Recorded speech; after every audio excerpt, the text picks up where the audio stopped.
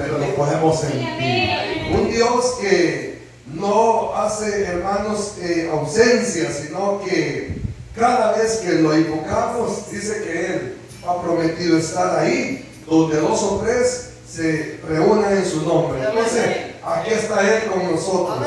Estamos bajo esa promesa esta mañana y por eso es de que sabemos que Dios nos bendice esta hermosa mañana. Queremos abrir la Biblia en el libro de Isaías, en el Antiguo Testamento, poder buscar el capítulo 43 para poder esta mañana tener una meditación en la palabra del Señor.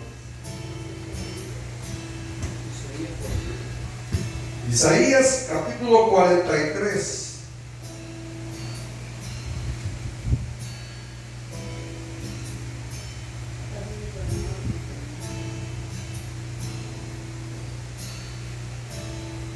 Gloria al Señor. Aleluya. Gloria a Dios. ¿Lo tenemos todos? Capítulo 43 del libro de Isaías. Dice la palabra del Señor en el nombre del Padre, del Hijo y de su Santo Espíritu. Ahora, así dice Jehová, creador tuyo, oh Jacob, y formador tuyo, oh Israel. No temas, porque yo te redimí. Te puse nombre, mío eres tú. Cuando pases por las aguas, yo estaré contigo. Y si por los ríos, no te anegarán. Cuando pases por el fuego, no te quemarás, ni la llama arderá en ti. Porque yo, Jehová, Dios tuyo, el Santo de Israel, soy tu Salvador. Amén. A Egipto he dado por tu rescate, y a Etiopía y a Seba por ti. Amén. Oramos esta mañana al Señor. Amado Dios, le damos gracias porque en su grande misericordia nos ha permitido hoy, Señor, poder tener el privilegio que sus ángeles tienen. Ese bello privilegio, Señor, de poder alabar y adorar su santo nombre. Gracias, amado Señor, porque hoy en este lugar se ha derramado su gloria, hemos sentido su presencia. Ha estado, Señor, usted está presente en medio nuestro. Gracias por venir, Señor, esta mañana y poder confortar nuestra alma, poder, Señor, fortalecer nuestra vida. Hoy, Señor, queremos que a través de su palabra usted hable a nuestro ser, consuélenos, Señor, fortalezcanos, denos, Padre precioso, ese manjar, Señor amado, que sacia nuestro ser. En el nombre de Jesús se lo suplicamos, Espíritu Santo. Venga usted, Señor, tomando el control de cada mente, cada corazón, para que cada uno, Señor, podamos ser receptores de su palabra y de esta manera, Señor amado, ser edificados. Padre, llegue, Señor, hasta donde está el alma necesitada de recibir esta hermosa palabra. En el nombre de Jesús se lo rogamos y le damos gracias. Amén y amén. Gloria al Señor. ¿Puede tomar su asiento, mi amado hermano? Gloria al Señor. Uno de los comerciales más grandes que ha habido en la historia de la iglesia últimamente, de hace aproximadamente unos 30 años quizás para acá, es, hermanos, anunciar un evangelio que ofrece, hermanos, una vida fácil, una vida, hermanos, sin problemas, una vida, hermanos, donde no va a existir, hermanos, el padecimiento, el lloro, no va a existir el dolor. Ese es el evangelio que últimamente en muchos lugares se está presentando, y en la palabra de Dios nos damos cuenta que sí hay respaldo, sí hay promesas que hablan de esta índole. Sin embargo, en la historia del pueblo de Dios nos damos cuenta de que no todo ha sido color de rosas, sino que siempre han habido momentos donde debemos, hermanos, de, como dicen, probar la espina, tener, hermanos, que ser heridos para poder conocer el dolor, para poder conocer la fatiga, el cansancio, para poder, hermanos, experimentar nuestra debilidad. Creo que una de las, hermanos, razones por las que muchas personas han llegado al Evangelio es porque han venido buscando respuesta de parte de Dios, han venido, hermanos, con esperanza que Dios haga un milagro, que Dios, hermanos, intervenga en algún momento difícil de la vida o en alguna situación que muchas veces pudiera ser imposible para el hombre, pero que el hombre sabe que hay un ser supremo que todo lo puede. Y esa ha sido la razón por la que muchos han llegado al Evangelio. Y no está mal eso, no está nada mal. Al contrario, es algo bueno. Sin embargo, cuando leemos la palabra de Dios, nos damos cuenta, hermanos, de que si bien es cierto, Dios nos escogió, Dios nos apartó, Dios, hermanos, nos redimió para traernos, hermanos, a una nueva vida donde la palabra del Señor dice que hoy estamos, hermanos, en lugares celestiales, en lugares privilegiados. Sin embargo, hermanos, estamos humanamente, hermanos, caminando en la tierra, estamos, hermanos, transitando una vida que siempre va a presentar dificultades, donde siempre va a existir la enfermedad, donde siempre va a existir, hermanos, la oposición, donde siempre van a haber conflictos, donde siempre, hermanos, va a haber algo contrario que se quiere levantar en nuestra vida. Hermanos, sabemos de que siempre la palabra de Dios nos ha enfocado que nosotros estemos conscientes que tenemos lucha contra huestes, contra principados, hermanos, contra legiones que se mueven en las regiones celestes. Es decir, hermanos, de que tenemos una lucha constante, una pelea que no se acaba, hermanos, sino que hasta que hayamos llegado a la estatura del varón perfecto, dice la palabra de Dios, que se va a acabar todo llanto, todo dolor, todo sufrimiento.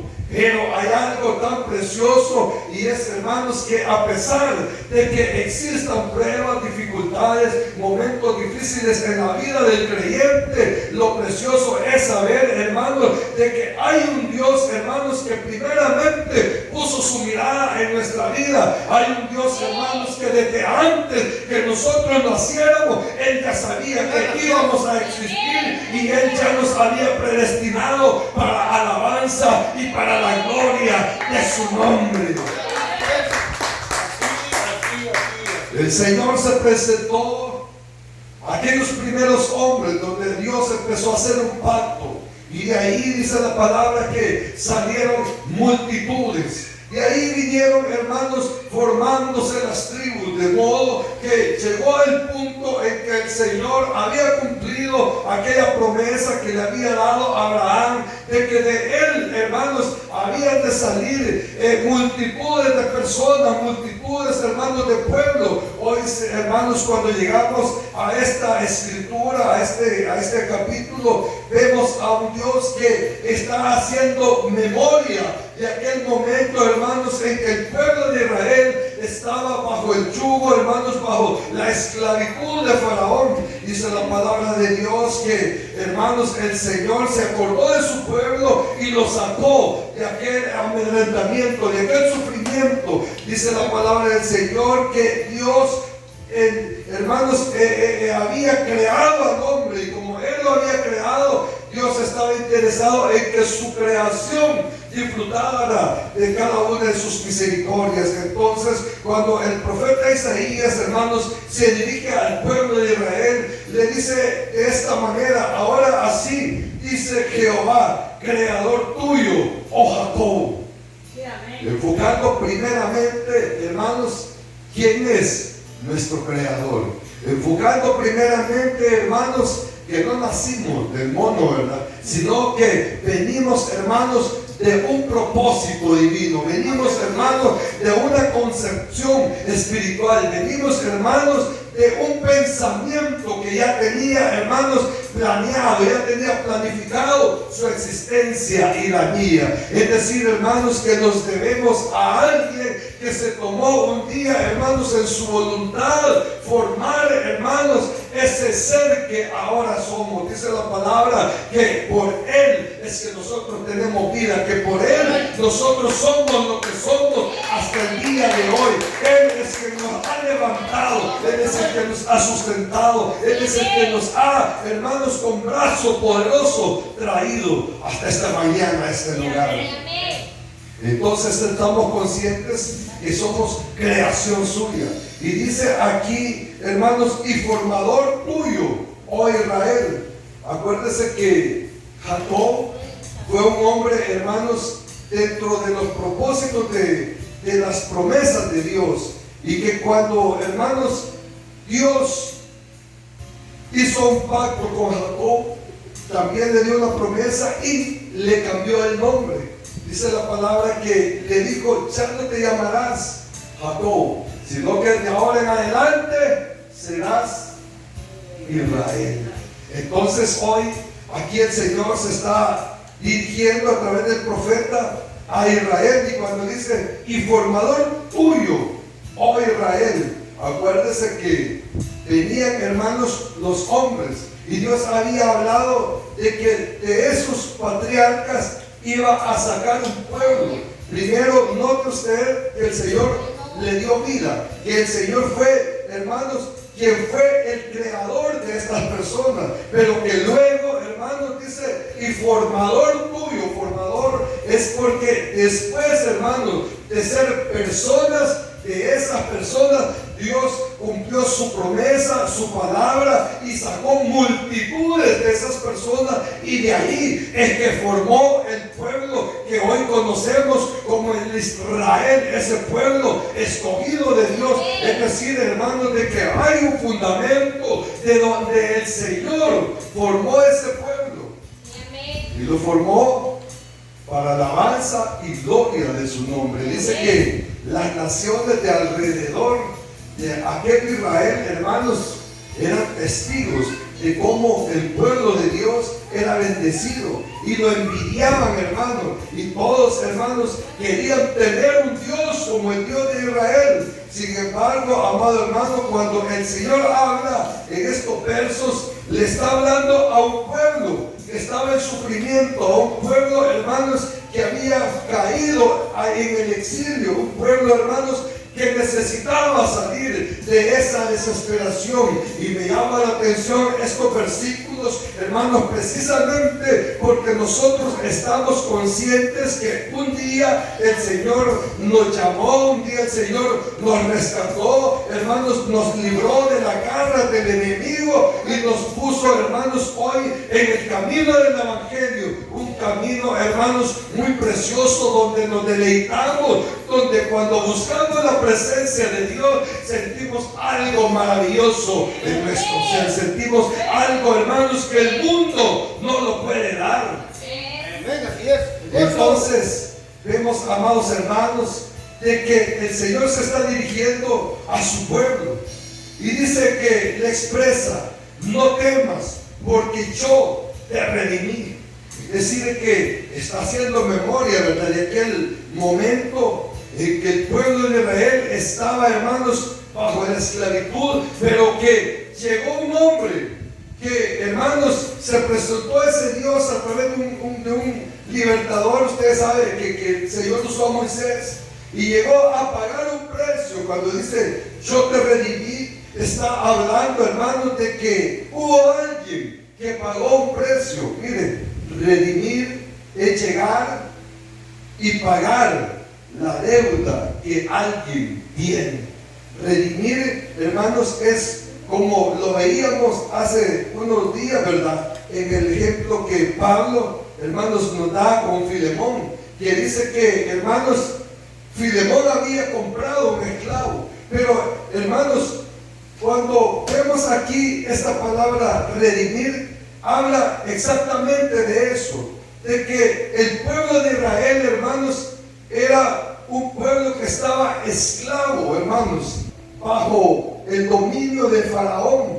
Era un pueblo esclavo de Egipto, pero que hubo un hombre, hermanos, hubo alguien que pagó y lo libertó. Hubo alguien, hermanos, que llegó y pagó el precio para que aquel pueblo sea libre. De esa manera es que el Señor a nosotros también, hermanos, se nos presentó. Y cuando nosotros éramos esclavos, cuando nosotros éramos reos de condenación, dice la palabra del Señor, que Dios mandó a su Hijo a pagar en la cruz del Calvario para redimirnos. Es decir, eso quiere decir redimir, que alguien pagó nuestra deuda, que alguien, hermanos, pagó todo para que nosotros fuésemos libres. Entonces, cuando el Señor le está hablando a Israel, le está diciendo: yo te creé, yo soy tu creador, yo te he formado y yo te he redimido. 3 puntos muy importantes.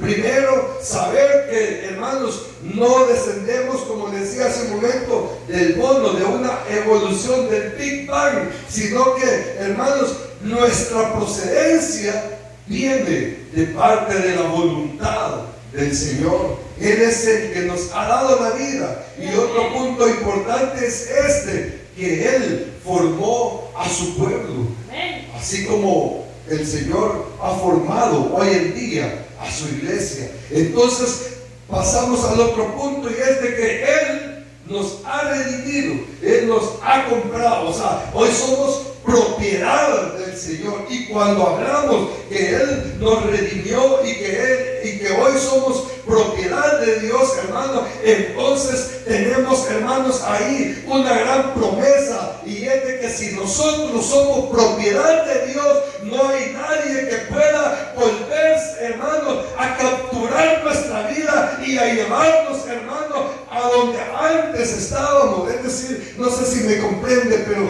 hermano, cuando nosotros somos propiedad del Señor, lo que Dios está haciendo es poniendo un sello y diciéndonos: hijo mío eres tú, hijo mío eres tú, como en el Salmo que leímos. El Salmo, hermanos, hablaba de esta manera. Mire qué precioso, porque hoy, cuando el Señor dice: yo te redimí, lo que está diciendo es que somos propiedad suya. O sea, si Él pagó por nosotros, es porque somos de Él. Amén.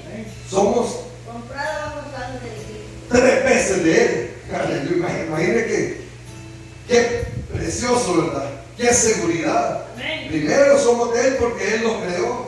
Segundo, somos de Él porque Él nos formó. Hoy somos parte del pueblo espiritual de Israel.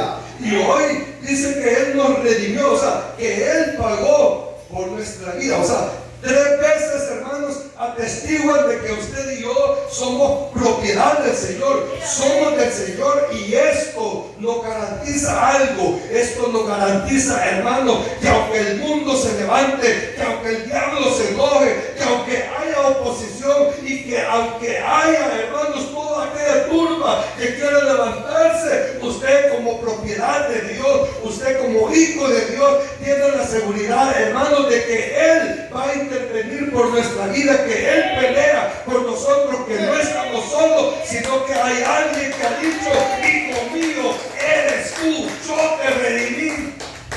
Gloria a Dios. Qué precioso es, hermano, refugiarse en esta promesa.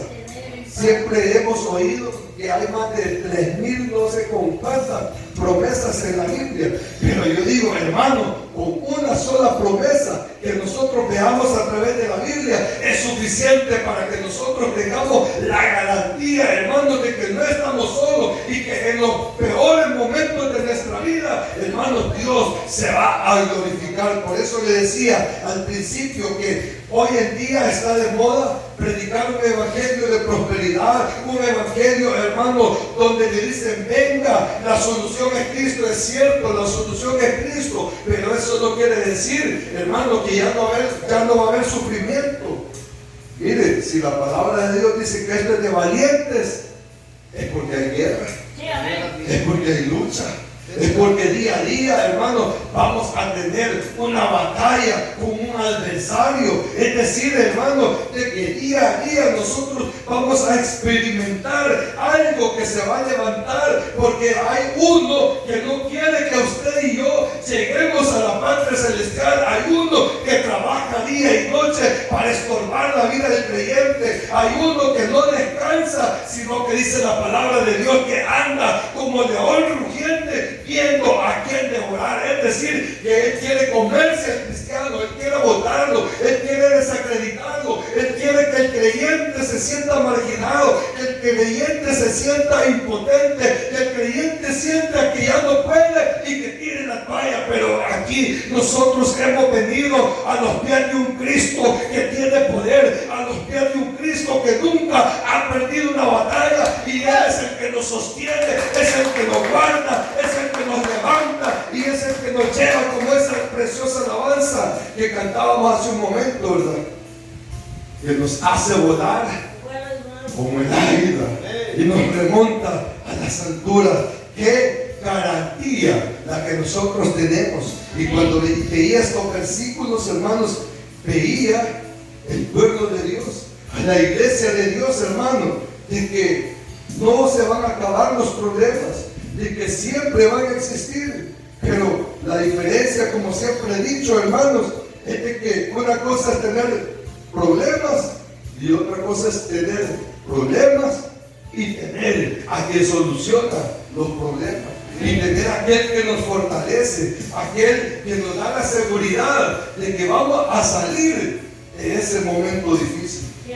Cuando dice en el versículo 2, cuando pases por las aguas, se está refiriendo a aquellos momentos en que, hermanos, nosotros vamos a estar como el pueblo de Israel llegó cuando salió de Egipto. Y dice que cuando se acabó el camino por donde ellos transitaban, tuvieron que llegar frente al mar, tuvieron que llegar, hermanos, frente a las aguas. Y usted sabe que nosotros somos terrestres, ¿verdad? No somos acuáticos. Entonces había, hermanos, una barrera, había un obstáculo, había un temor, porque ¿qué hacemos? Decían, si caminamos nos vamos a hundir, y si nos quedamos parados aquí, hermano, ya nos aniquiló el faraón. Y empezó el pueblo de Israel con aquella gran preocupación, ¿qué hacemos?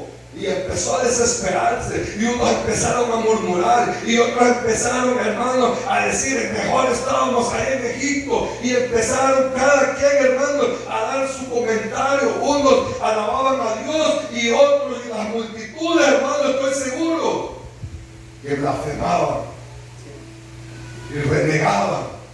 Pero Dios siempre tiene el control de todo lo que pasa en nuestra vida. Y cuando estamos parados frente a aquel gran mar, hermano, cuando estamos parados frente a aquel gran océano y vemos que ya, hermano, se nos acabó el camino y que no podemos retroceder, es ahí cuando Dios se glorifica, porque es ahí cuando Dios abre, hermano, camino sobre las aguas. Y dice que el pueblo pudo pasar al otro lado y pasó en seco, porque somos terrestres, ¿verdad? Es decir, que Dios siempre va a intervenir sabiendo nuestra capacidad, conociendo que somos polvo. Entonces, amados hermanos, la solución no está en nosotros, sino está en seguir caminando, en seguir creyendo, hermano, que cuando ya no hay, hermano, tierra, y cuando ya no hay tierra seca, sino que hay en esa línea en adelante agua, seguir caminando y saber que Dios es el que va a abrir camino en esas aguas que va a separar, para que nosotros podamos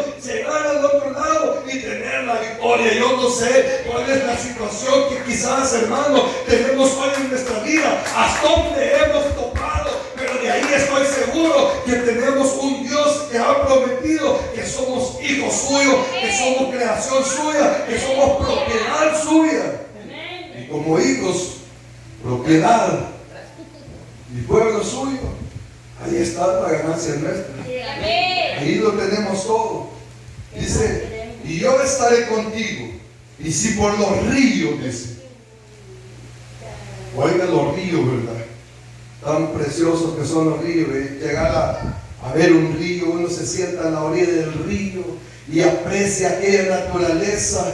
Pero los ríos simbolizan, hermanos, una inestabilidad. Porque acuérdese de la palabra de Dios, de que habla de aquel hombre que edificó su casa, dice.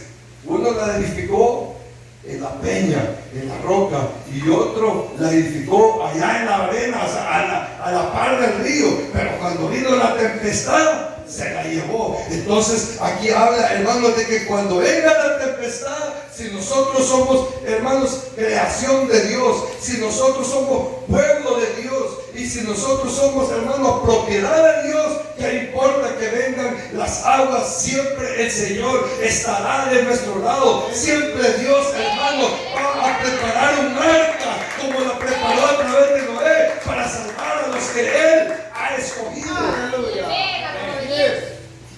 Hay otro ejemplo, y dice que cuando pases por el fuego, miren, las aguas son abnegación. Las aguas representan esos momentos en que nosotros, hermanos, sentimos que nos estamos hundiendo, ¿verdad? Y sentimos, hermanos, que aquella barca va para abajo y en vez, hermanos, de flotar, se está hundiendo. Pero, hermanos, llegamos a otro punto muy fuerte, que dice que cuando pases por el fuego, no te quemará. Hermano, las aguas son abnegación, pero el fuego es abrasador.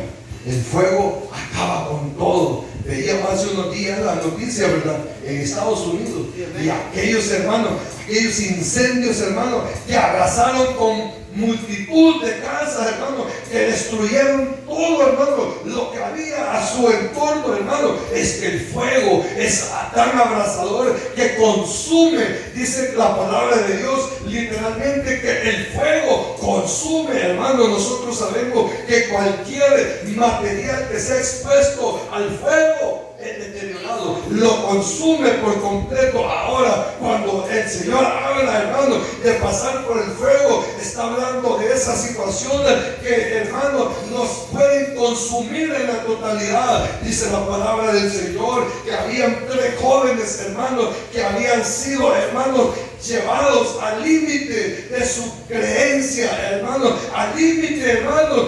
de su fidelidad hacia Dios. Estos jóvenes, hermanos, se vieron obligados, hermanos, ante la petición de un rey, de doblar sus rodillas ante una estatua que este rey había hecho. Dice que Nabucodonosor mandó a hacer, hermanos, una gran estatua, y ordenó que todos los del gobierno, los del pueblo, los de las ciudades, hermanos, aledañas, y que todas las personas que existieran alrededor vinieran a Babilonia. Y dice la palabra de Dios que la orden fue que todos los que llegaran y vieran la estatua que el rey había hecho, que tenían que doblar sus rodillas, tenían que postrarse, tenían que adorarle, y era una obligación que todos tenían que hacerlo. Dice la palabra del Señor, y búsquelo allá en Daniel, que cuando llegaban las multitudes y estaban delante de la estatua, el rey salió y dio la orden de que todos tenían que reverenciar a esa imagen, y todos lo hicieron. Pero hubieron, hermanos, unos hombres que se fijaron que habían 3 personas, 3 jóvenes que trabajaban, hermanos, en el palacio del rey. Y estos jóvenes, hermanos, ante la orden que había sido dada, Se negaron. hicieron caso omiso. Ellos dijeron: pues no, nosotros sabemos quién es nuestro Dios, y sabemos delante de quién únicamente nos vamos a postrar. Y dice que, hermano, la ley era que el que no se postrara delante de esa estatua tenía que ser arrojado al horno de fuego. Hermano, qué tremendo, ¿verdad?, saber que aquellos 3 jóvenes estaban dispuestos a morir en el horno de fuego. Estaban dispuestos, hermano, hasta dar su vida en ese momento en que el enemigo quería, hermano, despilfarrar su fe, en que quería acabar, hermano, con sus principios, hermanos, querían, hermanos, acabar con aquello que aquellos jóvenes habían creído. Y dice que cuando el rey se dio cuenta que estos jóvenes no habían adorado esa estatua, dio la orden y escogió a los hombres más fuertes, aquellos hombres, hermanos, más dobles, así como nosotros, ¿verdad? Engalanotes, con músculos. Y dice que la orden fue: tráiganme a estos jóvenes, átenlos con sus propias ropas, hermanos, amárrenle bien los zapatos. Y dice que los prepararon, y le voy a decir, los hicieron chorizo, buen salvadoreño, bien atados a los tres jóvenes, y los aseguraron tanto que cuando llegaron al horno de fuego, ¿cómo iban a poder ellos salvarse por sí mismos, por supuesto?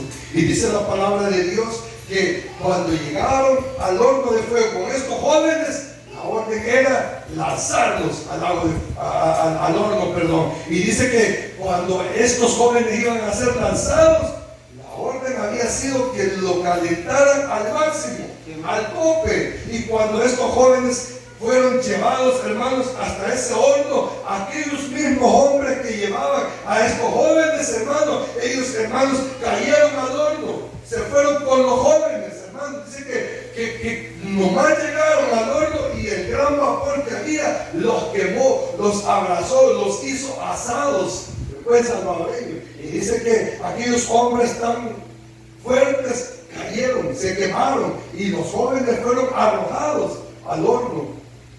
Y entonces el rey, paseándose y viendo aquel horno donde habían sido lanzados aquellos jóvenes, se quedó admirado, se quedó sorprendido de que, hermanos, la orden había sido que a esos tres jóvenes que se habían rebelado contra el rey, que no habían querido adorar esa estatua de oro, hermanos, que los lanzaran. Y dice que eran tres. Pero lo sorprendente fue que el rey vio que había cuatro, y entonces empezó a preguntar: ¿acaso no eran tres jóvenes los que iban a ser lanzados al horno de fuego? ¿Acaso no era Sadrach, Mesach y Abednego? Y le empezaron a decir: sí, rey, a ellos tres fue los que se lanzaron al horno de fuego. Y el rey decía: es que yo veo otro hombre más ahí, yo veo un cuarto moviéndose con ellos, y los tres que fueron lanzados más el cuarto que está con ellos están intocables, no les ha pasado nada. Caliente más el horno, y le dieron 7 veces más temperatura, y dice que ese horno ardía, pero que aquellos jóvenes que habían sido lanzados al horno de fuego, hermano, estaban intocables, como que nada. Y estaba otro a la par de ellos, y ese otro era el mismo Señor que había llegado hasta ese lugar. Es ahí cuando Dios se glorifica. Ellos no estaban solos, ellos, hermanos, habían sido fieles al Señor, y Dios les había correspondido como tal. Por eso es que cada día que termina podemos decir: somos testigos de la fidelidad de Dios, porque todos los días es una lucha, ¿verdad? Todos los días peleamos, hermano, contra huestes, no contra el vecino, ¿verdad? No contra el esposo.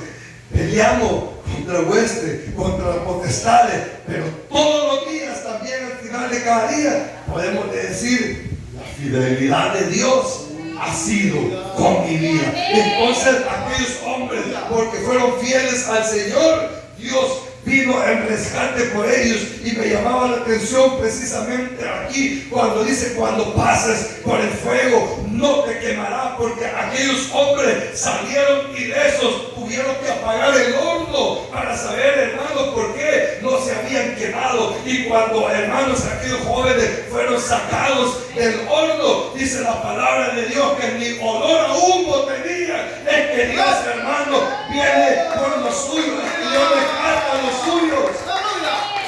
Así es. Ni olor a quemado tenía, Ni ahumado. ni ahumado quedaron. Aleluya.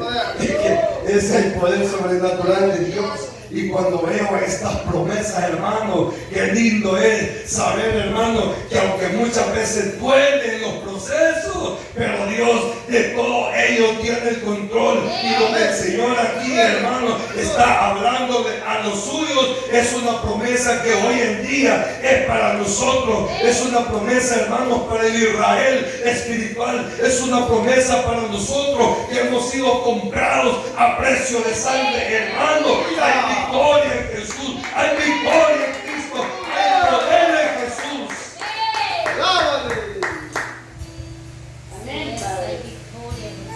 Tanto amor es del Señor, ¿verdad? Dice, porque yo, Jehová, en el verso 3, Dios tuyo, el Santo de Israel, el Santo de Israel, interviniendo a favor de su pueblo, que le había fallado tantas veces. Dice, soy tu Salvador. A Egipto he dado por rescate, a Etiopía y a Seba por ti. Mire, le mencioné que el Señor hizo un pacto con Abraham, y así fue pasando en los patriarcas. Cuando llegó a Jacob, de Jacob Dios sacó una multitud y le puso por nombre Israel, que es el pueblo escogido de Dios. Y dice que ese pueblo escogido de Dios, hermanos, es el predilecto del Señor. Ese pueblo escogido de Dios, hermanos, es lo que Dios ama, es lo que Dios escogió de la tierra por amor a su nombre, hermano.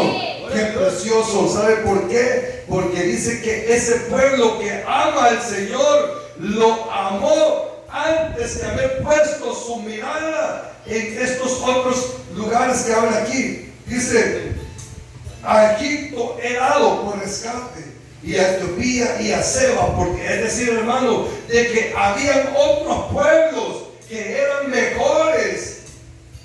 No sé si me escucha esto.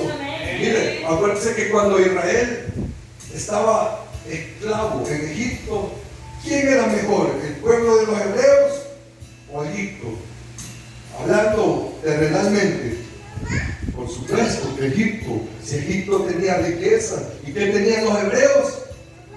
Nada, como nosotros, pero cuando estábamos en Cristo no teníamos nada. Entonces, hermano, Egipto era, hermanos, un poder, hermano, era capital. Egipto, hermano, era una ciudad importante. Egipto era, hermanos, una fortaleza, porque ahí llegaban muchos pueblos, hermanos, a refugiarse, a pedir ayuda, a pedir trabajo. Ahí llegaban, hermanos, a darle honores al faraón. Es decir, de que Egipto, hablándolo terrenalmente, hermanos, tenía virtudes, tenía privilegios, tenía algo, hermanos, con que poder decir, hermanos, que era deseable, que era lo mejor en comparación con los hebreos. Y menciona otras dos ciudades. Etiopía, hermano, Etiopía fue una de las grandes ciudades, hermano. Habla de Seba, es decir, hermano, de que había pueblos que literalmente, humanamente, eran mejores, hermano, que los hebreos, porque los hebreos estaban en la ruina. Los hebreos no tenían nada, y estas otras grandes ciudades lo tenían todo. Tenían poder, tenían fortuna, tenían oro, tenían, hermanos, esclavos, tenían, hermanos, riqueza. Pero los hebreos no tenían nada. Y sin embargo me llama la atención, amado hermano, porque el Señor a ese pueblo que no tenía nada, a ese pueblo que estaba en la ruina, a ese pueblo, hermano, que solamente decía: ay, me duele, ay, Señor, ya lo aguanto, ay, Señor, ya no soporto lo que estoy pasando. Ese pueblo que solamente tenía llanto, dolor, lágrimas, hermano, que solo tenía lamento. Ese pueblo es el que amó el Señor, hermano, habiendo otros mejores lugares. Dice el Señor que a estos otros pueblos Dios los despreció por amor a nosotros que no valíamos nada, por amor a nosotros que no teníamos nada. Y el mensaje de esta mañana es para nosotros, hermanos, que nosotros hemos sido creados por Él, que hemos sido, hermanos, hechos pueblos por Él, y hoy somos redimidos por Él. Y el mensaje también es para aquellos que están a través de las redes escuchando o viendo esta palabra, para que sepan que hay uno que ha sido su creador, para que sepan que hay uno que lo hizo pueblo suyo desde antes de la fundación del mundo. Se había puesto el Señor su mirada depositada en usted para que usted sea parte de la iglesia, para que venga y sea de los que ha comprado el Señor Jesús en la cruz del Calvario, y para que hoy podamos, hermanos, vivir las promesas de Dios en nuestra vida.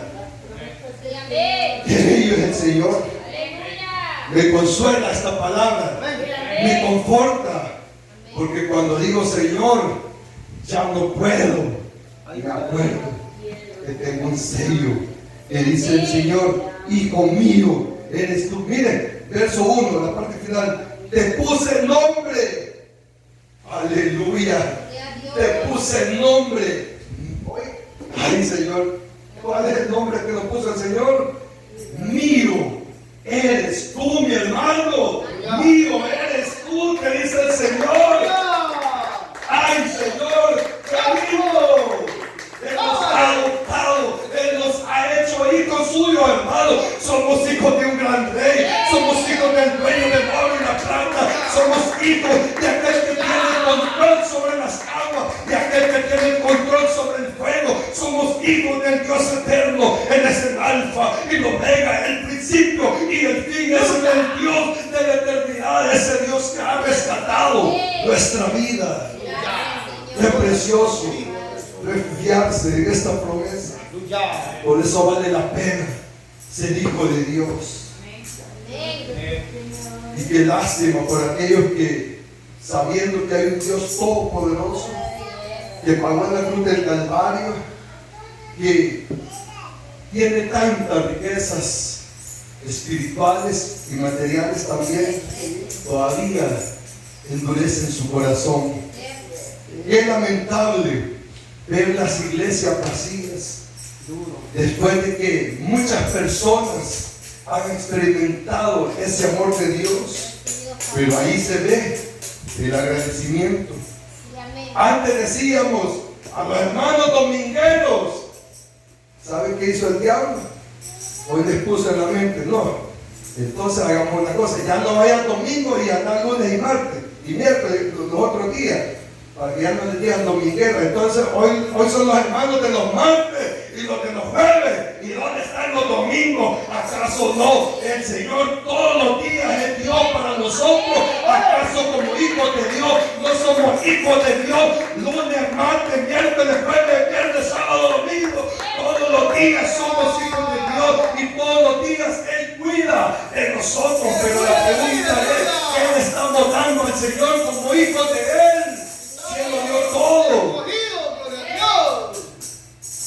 Por eso que cuando veía esta palabra impactaba mi corazón, porque qué promesa, ¿verdad? Hermano, cuando ya no hay solución, la gente agarra un lazo, un arma, porque sienten que se hunden y se terminan de hundir. Pero cuando ya no hay solución, nosotros venimos y solamente doblamos nuestras rodillas delante de aquel que nos ha dicho: mío eres tú. Y el Señor hace todo lo demás. Un día el Señor le prometió algo a usted, y el Señor, porque ha dicho que usted es hijo de Él lo va a cumplir. Solo tenga paciencia, no se desespere. Si las aguas no son para que usted se hunda, las aguas son para que usted eche a andar la fe, como Pedro, que se lanzó al agua y no se hundió, sino que el Señor hizo que Pedro caminara, y cuando la fe de Pedro flaqueó, Dios lo levantó, Dios lo sostuvo, porque Él es el que nos sostiene. Cuando nuestra fe decae, hay alguien, hermano, que nos sostiene y no deja que nos hundamos hacia adelante, que riego, no se desespere, que la bendición viene en camino, porque el Señor dice que va a llegar a nuestra vida. No se rinda. Hay cosas que nos van a desesperar. Ver este lugar así, hermano, desespera, porque uno ama a las personas y uno quisiera que la fe que uno tiene, esa esperanza que uno tiene en el Señor, hermano, también la tengan esas personas, hermano. Cuando, hermano, sentimos que no hay respuesta, mire, yo quisiera que la gente experimentara lo que yo he experimentado. El Señor hace un par de días me dijo, yo te sano, te estoy confirmando que te sano. Y yo le dije, Señor, yo te creo, porque soy hijo tuyo. Eso que yo le creo al Señor, yo quisiera que lo experimentaran aquellos que están al borde de la desesperación, que no solo crean porque les han contado que hay un Dios, que no solo crean que les han contado que hay un Dios todopoderoso, sino que lo crean porque han dejado que Dios opere en esa necesidad que hay en sus vidas. La gloria y la honra sea por el Señor esta mañana. Denle una ofrenda de palmas al Señor. Póngase sobre sus pies esta mañana y vamos a darle gracias porque Él es bueno, porque Él nos ha dicho, hijo mío, eres tú. Qué preciosa palabra. Mío eres tú. Gracias, Señor. Gracias, papá. Gracias, amado Dios, porque sabemos, Señor, que somos propiedad suya. Y cuando usted, Señor, habla de que somos propiedad suya, aunque el otro se levante, no va a poder, Señor, doblegarnos. Porque usted es quien pelea por nosotros, porque usted nunca ha perdido una batalla. Señor, cuando usted dice, mío eres tú, Padre, me refugio en esa promesa, porque aunque ahora, Señor, quizás yo no pueda en mi fuerza física, pero porque soy suyo, Señor, sé que usted, Padre bendito, es el que viene obrando a mi favor. Padre, oramos esta mañana por aquellos soldados que han caído, Señor, por aquellos hermanos, Padre, que han bajado la guardia, para que se levanten, Señor, para que usted, Dios eterno,